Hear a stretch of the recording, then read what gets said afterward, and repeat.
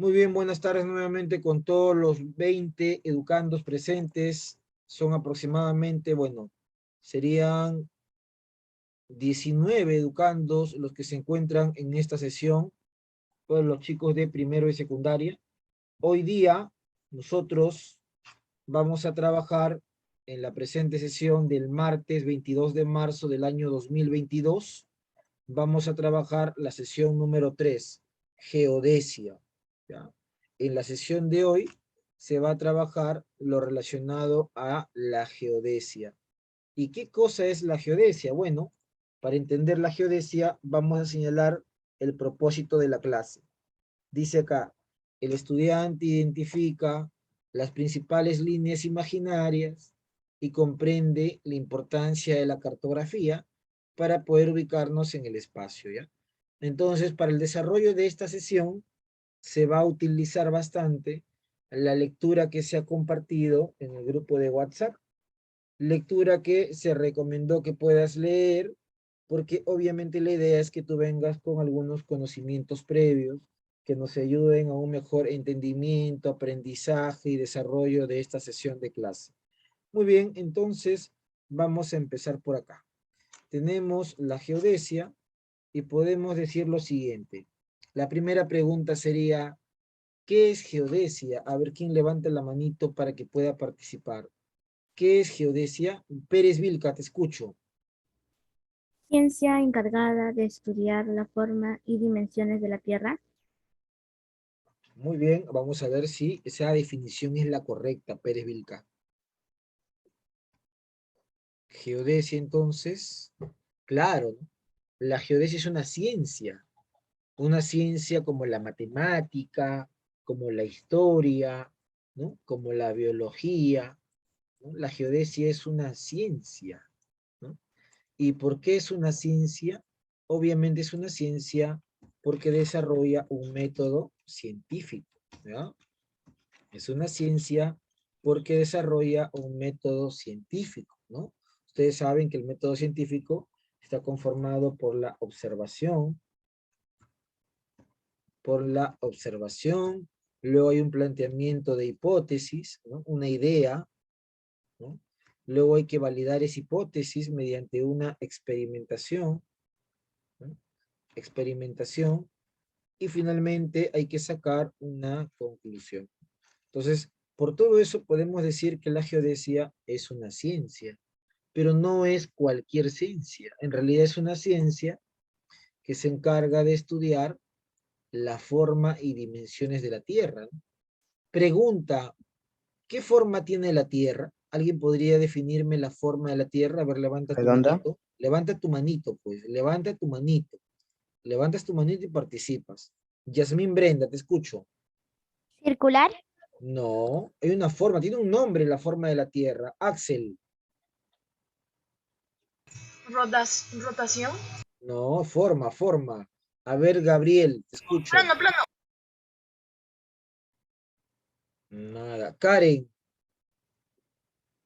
Ovalada. No. A ver, Esfera. levanten la mano, chicos. Hay que ser ordenados. Rubén. Esfera. No.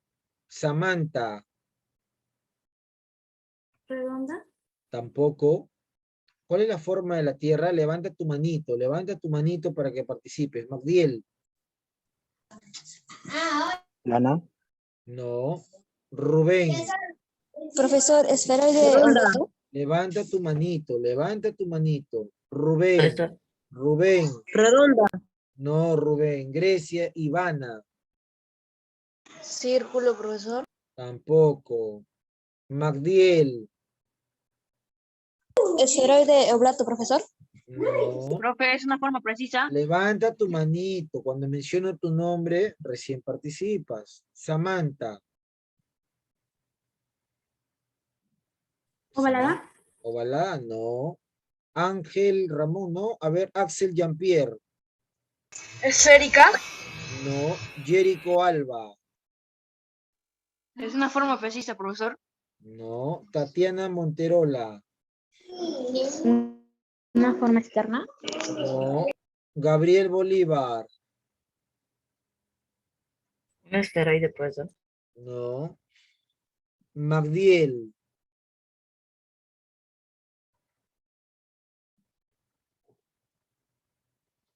Génesis Trujillo.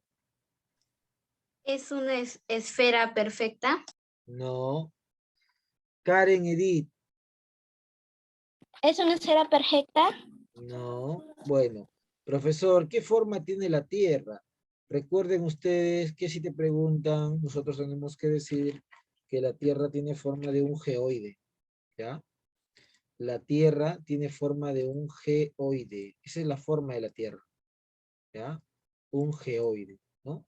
Y obviamente, la geodesia estudia esa forma, ¿ya? Forma y dimensión de la Tierra, que es un geoide, ¿no? Entonces es importante entender que esta ciencia se encarga de estudiar la forma y dimensiones de la Tierra, que como saben es un geoide, ¿ah? La Tierra no es un círculo, como me han estado diciendo, es un geoide, ¿no? Achatada en los polos, en el polo norte, en el polo sur, es achatada en los polos y ensanchada en el ecuador, ¿ya? Es achatada en la zona de los polos y ensanchada en el ecuador. A eso se llama geoide, ¿ya? Recuerden, geoide. Bueno, dentro de la geodesia existen las líneas imaginarias. Pero antes de hablar de las líneas imaginarias, pregunto a cualquiera. La geodesia es una ciencia que nació en la Grecia antigua. Fue justamente un griego que la inventó. ¿Alguien sabe quién es el padre de la geodesia? Mano, levanta tu manito y participas. Emelín Pérez Vilca. Eratóstenes. Muy bien, excelente, Emilia. El griego que se encargó de estudiar justamente a la geodesia fue Eratóstenes, ¿no? Ahí estoy compartiendo un poco en pantalla lo que mandé en la lectura. Ahí está un poco la historia de Eratóstenes, ¿no? Recuerden ustedes que Eratóstenes vivió en la Grecia antigua y él es muy famoso porque va a ser el primero que hizo un cálculo. Hace muchísimos años las matemáticas eran diferentes a lo que es hoy día. Hoy día existen los instrumentos, los telescopios, etc., etc. Pero en la época antigua eso no existía. Entonces, Eratóstenes, con pura matemática, se encargó de un experimento, ¿no? Experimento que le permitió, ¿qué cosa? A ver, levanta tu manito. ¿Qué hizo Eratóstenes? Levanta tu manito. Quiero que levantes tu manito para que puedas participar. A ver, Jerico Alba, te escucho.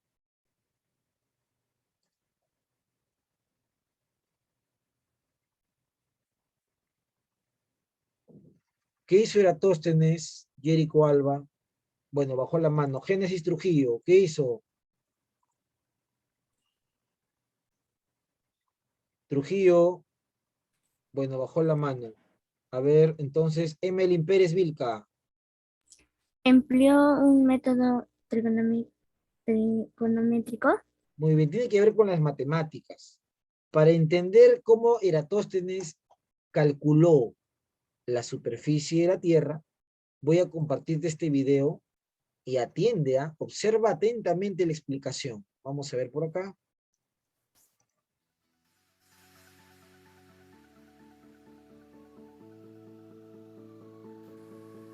Hace 2 días, comentando sobre el tema del descubrimiento de América, dijimos que esa idea de que la gente de la época pensaba que la Tierra era plana era un mito. Sí, porque la comunidad culta de esa época tenía bien claro que la Tierra era redonda. Porque es un conocimiento viejo, es un conocimiento que desde antes de la era cristiana, para los griegos ya estaba muy claro. Ellos, observadores de la naturaleza, habían observado ya el horizonte que tenía una curvatura, habían observado esos barcos que se iban perdiendo a medida que se alejaban de la costa, habían observado la curvatura de la bóveda celeste, habían observado los efectos de la sombra en diferentes momentos del año y en diferentes lugares, en fin. Para ellos no había duda, la Tierra era redonda. Pero aún más, comenté también que hubo un sabio griego de aquella época que fue capaz de medir la circunferencia de la Tierra. A raíz de este comentario, algunos me han preguntado, oye, pero ¿cómo es posible esto? No tenían la tecnología, ni satélites, ni herramientas para poder hacer esto. Y luego me pareció entonces conveniente e interesante compartir con ustedes esto que para mí es uno de los triunfos del intelecto. Cómo con cosas muy sencillas, este sabio fue capaz de predecir con mucha exactitud cuánto medía la circunferencia de la Tierra. Así que si ustedes gustan, me acompañan para ver cómo le hizo. Bueno, vamos a aprender cómo le hizo este sabio Eratóstenes para poder calcular la circunferencia de la Tierra. Pero permítanme recordar un par de conocimientos, un par de cositas que son necesarias de matemáticas muy básicas, y van a ver ustedes que es perfectamente comprensible lo que les voy a platicar. Cápsula 1. Miren, desde la escuela básica nos enseñaron que si tenemos dos líneas paralelas, y si nosotros cruzamos esas líneas paralelas con una diagonal, con una línea inclinada, entonces es de geometría básica entender que este ángulo y este otro necesariamente tienen que ser iguales. Es decir, si este ángulo mide, vamos a decir, 30 grados, sin más, sin necesidad de ningún otro cálculo, yo ya sé o debo saber que este otro mide lo mismo. Principio básico de geometría. Bien, esta es la cápsula 1. Creo que está muy sencilla de aceptar y de entender. No la pierdan de vista, grábensela. Vamos a pasar a una cápsula 2. La cápsula 2 nos va a llevar a un conocimiento también muy básico. Esta es una circunferencia, bueno, pretende ser, ¿no? Con su centro, como todas. Vamos a imaginarnos que le cortamos un gajo, como una rebanada de pastel. Aquí voy a inventar datos. Vamos a suponer que esta es una rebanada de 40 grados.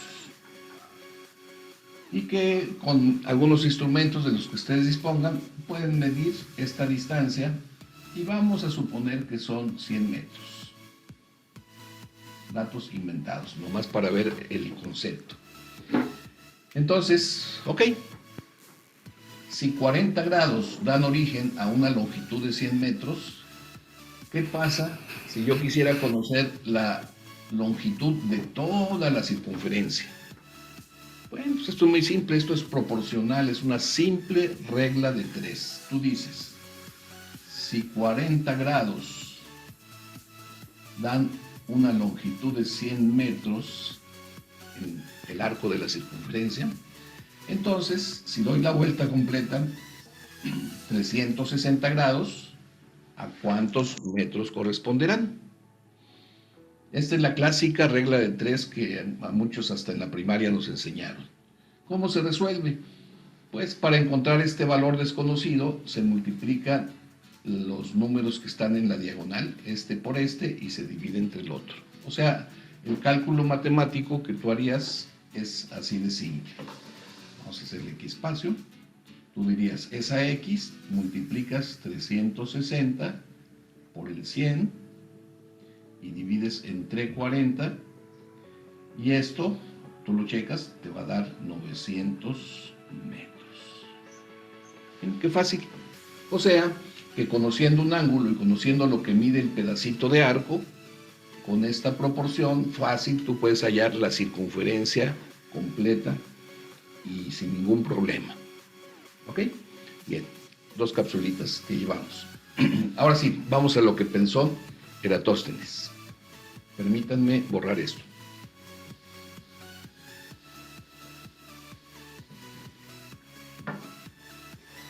Vamos a imaginar que en el concepto de los griegos ellos ya entendían o suponían que la Tierra era una esfera que tenía su circunferencia y por lo tanto su centro, como todas las esferas, como todas las circunferencias, como todos los círculos. Bueno, pues fíjense que resultó que con observaciones anteriores, Eratóstenes se había fijado que había en una ciudad un pozo. Un pozo, vamos a imaginarnos que este es el pozo, que en cierto día del año incidía sobre él un rayo de sol. Vamos a imaginarnos el rayito de sol. Y ese día tenía algo especial. Ese rayo de sol caía en forma perpendicular. Ese rayo procedía acá del astro rey. Y eso sucedía pues por la cuestión astronómica de la alineación del sol con la Tierra. Entonces, eso producía que se pudiera ver el fondo del pozo. Y que además el pozo no proyectaba sombra, entonces era un momento muy especial. Y entonces Eratóstenes se preguntó, oye, ¿y esto sucederá en todas partes?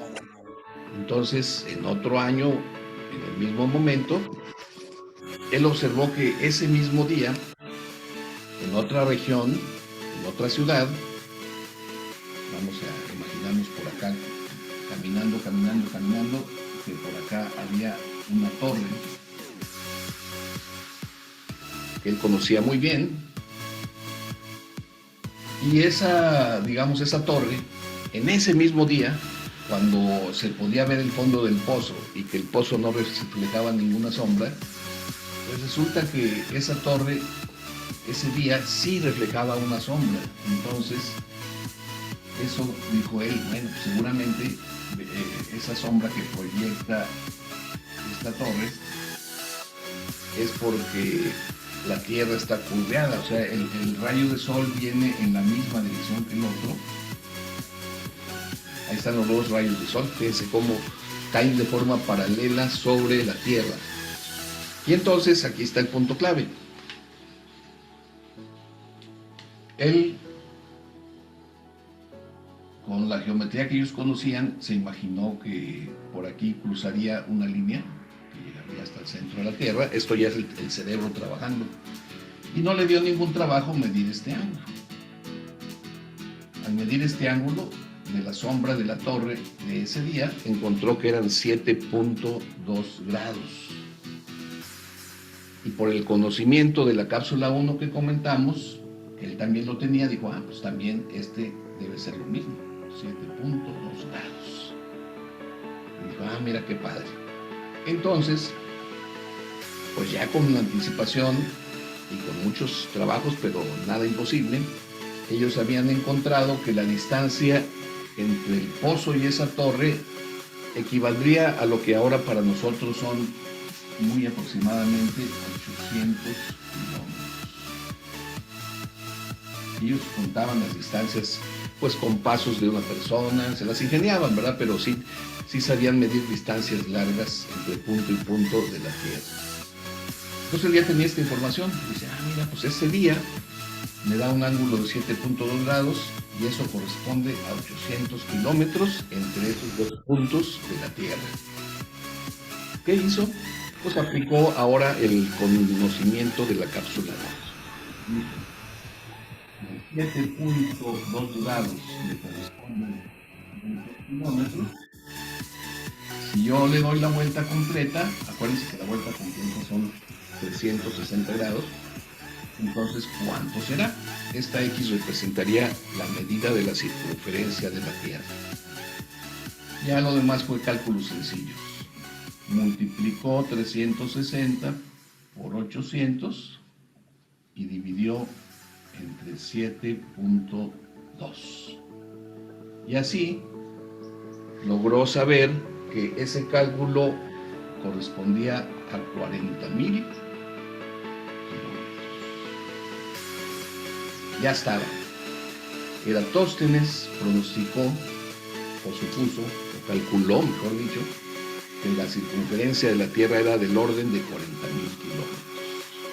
Interesante, porque si vemos ahora el dato que se da, por cierto, ya con la nueva tecnología, con satélites, con mediciones, lo que podríamos considerar más ajustado a lo real sería el número que se da es 40.067 kilómetros. ¡Wow! ¿Qué les parece? Excelente aproximación, ¿no? Imagínense, para haber sido calculada antes de la era cristiana, todo un triunfo del cerebro, de la ciencia, de las matemáticas. Muy bien. Espero que... Ahí está entonces la demostración del cálculo de la circunferencia terrestre, ¿no? Entonces recuerden que el cálculo lo hace Eratóstenes mucho más antes que se inventen los telescopios, los satélites, simplemente utilizando geometría e incluso un poco de trigonometría.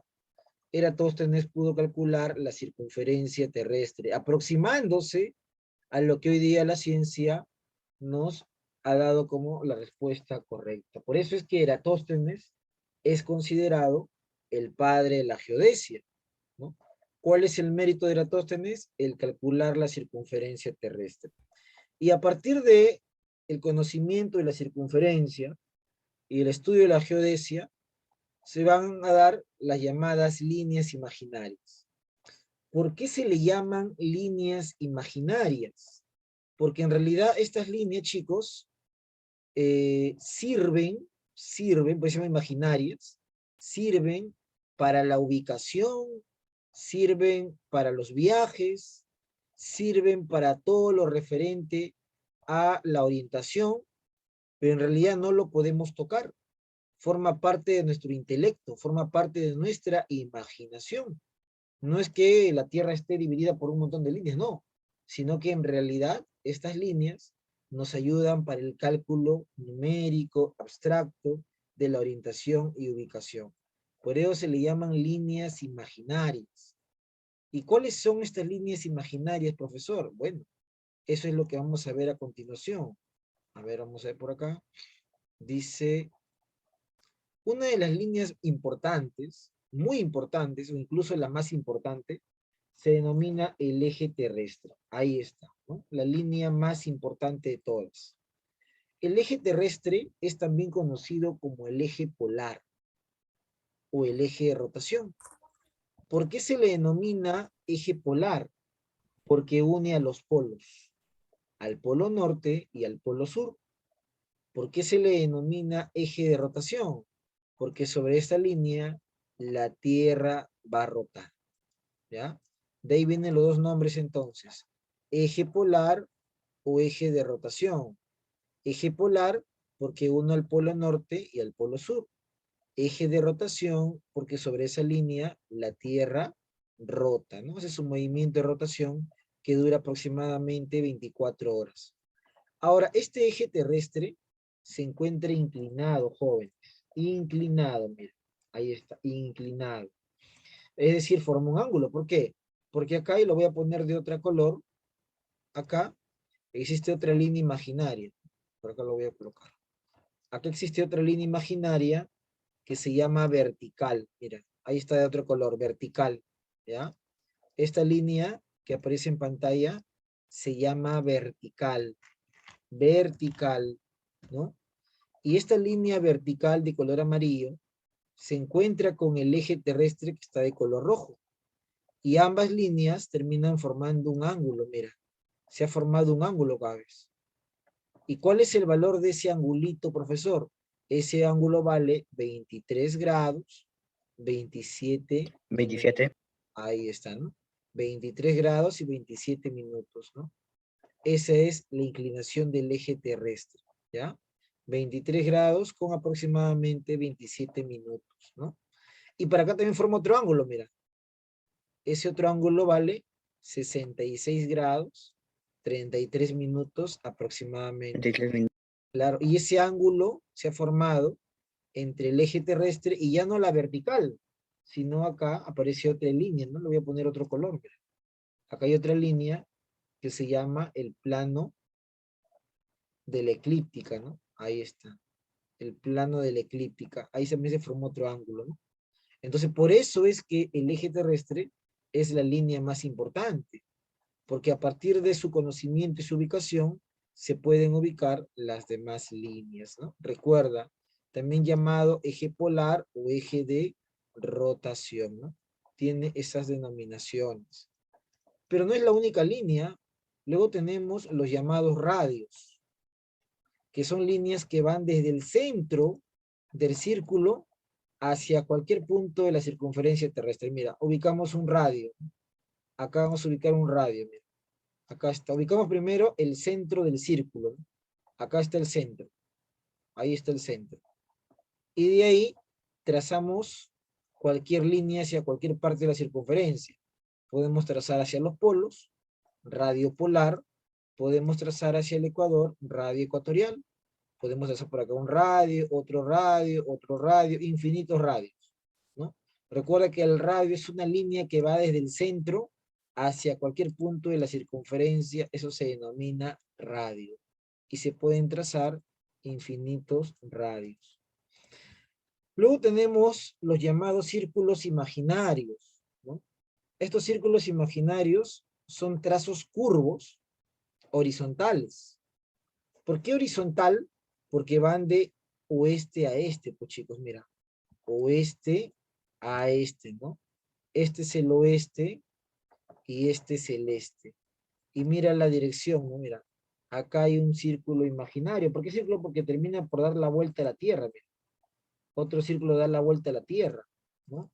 Por eso le llaman círculos imaginarios. Pero de todos ellos, el círculo más importante es la línea ecuatorial. La línea ecuatorial divide la Tierra en dos hemisferios. Hemisferio norte hacia arriba y hemisferio sur hacia abajo. Por eso que el Perú está en Sudamérica. Porque Sudamérica está en el hemisferio sur. Por eso que Estados Unidos está en Norteamérica. Porque está en el hemisferio norte, ¿no? Es el círculo más grande de la Tierra, llamado línea ecuatorial o círculo ecuatorial, recuerda. Otro nombre también que se le suele dar es el nombre de paralelos, ¿ya?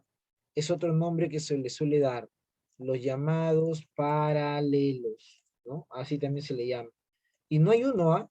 Aparte del círculo o de la línea ecuatorial, está el círculo polar ártico, mira ahí está.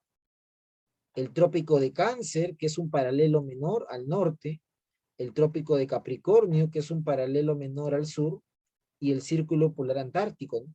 Los círculos polares están en una zona de alta latitud, los trópicos están bien cerca al Ecuador, se le llama trópico porque ahí el clima es muy tropical, muy caluroso. En toda esta zona del Ecuador, en toda esta zona intertropical, la temperatura es bastante elevada, demasiado calor tropical. Y por encima de los trópicos es un clima templado, muy cerca ya a los polos. Y en los polos ya es un clima bastante frío. Bueno, luego tenemos unos semicírculos llamados meridianos. Estos no son horizontales, estos son verticales, porque van de norte a sur, mira. Van de arriba hacia abajo, ¿no? Y se le llaman meridianos, semicírculos. El meridiano más famoso se llama Greenwich, ¿ya? Ahí está el más famoso de todos los meridianos, Greenwich. Es a su vez el más importante de todos, porque divide la Tierra en dos hemisferios, hemisferio del oeste o de occidente y el hemisferio del este o de oriente, ¿no? ¿Por qué se le llama Greenwich? Porque pasa por la ciudad de Londres y en Londres hubo un observatorio en el barrio de Greenwich. Greenwich es el nombre de un barrio, ¿no? Ubicado en Londres. Ahí se estableció un centro astronómico y por ahí pasa este meridiano, ¿no?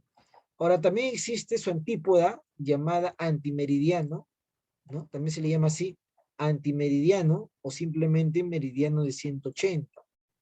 Esa es la antípoda del meridiano de Greenwich. Y este meridiano presenta curvatura, mira, curvatura acá, curvatura acá, curvatura acá. Y es muy utilizado para el cambio de fecha dentro de la hora internacional. Y también tenemos lo que son las coordenadas. Cuando yo tomo como referencia a la línea ecuatorial, estoy hablando de latitud. La latitud es la coordenada que toma como referencia a la línea ecuatorial. Por eso hay latitud norte y latitud sur. Mientras que longitud es la coordenada que toma como referencia el meridiano 0 grados o meridiano de Greenwich. Por eso hay hemisferio oeste y hemisferio este, o también llamado longitud oeste y longitud este, ¿no? Entonces, longitud toma como referencia al meridiano y latitud toma como referencia a la línea ecuatorial. Y también tenemos a la palabra altitud, que toma como referencia el nivel del mar. Es positiva cuando hay una gran altitud, es negativa cuando se encuentra bajo el mar. Bueno, acá tenemos algunas preguntas. Levanta tu manito, ¿ah?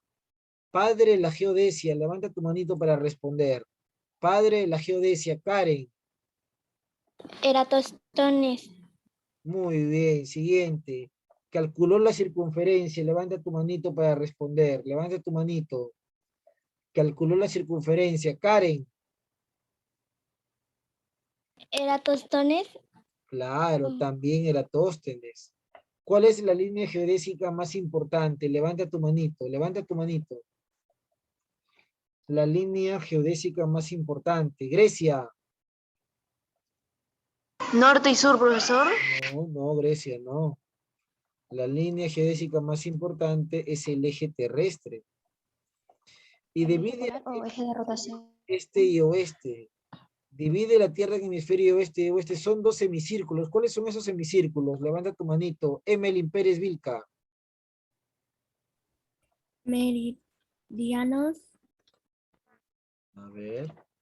Meridiano de Greenwich y el antimeridiano que presenta curvaturas, ¿no? Ahí está entonces, para que completes tú tu libro, ¿ah? Recuerda que esa lectura que yo te he dado, esas páginas, deben estar completas y luego pegadas en el cuaderno, ¿ya? Las páginas que te he entregado deben estar completas y pegadas en el cuaderno para la revisión. Luego viene esta imagen, mira. Vamos a completar acá, mira. Esta línea, por ejemplo, este semicírculo es el trópico de Cáncer. Este es el trópico de Capricornio, por ejemplo. Este de acá es el meridiano Greenwich y este de acá es el antimeridiano, ¿no? Acá tenemos el círculo polar ártico y al sur el antártico, mira. Acá tenemos la línea ecuatorial y arriba tenemos el eje terrestre, ¿no? Hemos completado el planeta con estas líneas imaginarias que son fundamentales. Y también tenemos acá la presencia de estas preguntas. La pregunta número 1 dice, ¿cuál es la ciencia que estudia la forma y dimensiones de la Tierra? ¿Cuál será la respuesta? Levanta tu manito.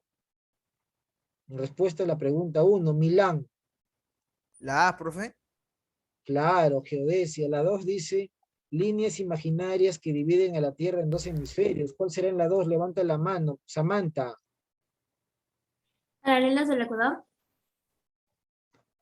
Ecuador y meridiano, ¿no? 3 dice, línea geodésica más importante. ¿Cuál será, Yasmín Brenda?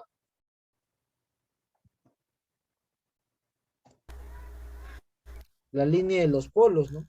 La pregunta 6 dice, divide la Tierra en hemisferio oriental y occidental. ¿Cuál será, Milán? La B, profe. El meridiano base, ¿no? Muy bien. De ahí dice, único meridiano que presenta curvas. ¿Cuál será la respuesta, Grecia? La B, profesor, meridiano 180 Muy grados. bien. Siguiente dice, ¿en qué hemisferio se ubica el trópico de Capricornio? ¿Cuál será la respuesta en la 8? Milán, te escucho, Milán. Norte. Milán, La D, profe. Sur. muy claro, ¿no? Trópico de Cáncer y trópico de Capricornio. La 4, la ubicación de un lugar de la Tierra con respecto al Ecuador se denomina. ¿Cuál será en la 4? Milán, La B, profe. latitud, excelente. 5, la línea que divide la Tierra en hemisferio norte y sur. ¿Cuál será? Milán, La B, profe. Ecuador terrestre. 9, la distancia que existe entre un punto cualquiera se denomina latitud, ¿no? Y finalmente en la 10, en el gráfico hay varios paralelos, pero uno está con su valor en grados. ¿Cómo se llama este paralelo que está abajo?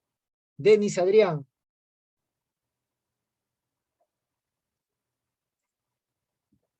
La B, profesor. No, este es el trópico de Capricornio, ¿no? Muy bien, chicos. Muchas gracias por tu participación. Nos vemos en clase.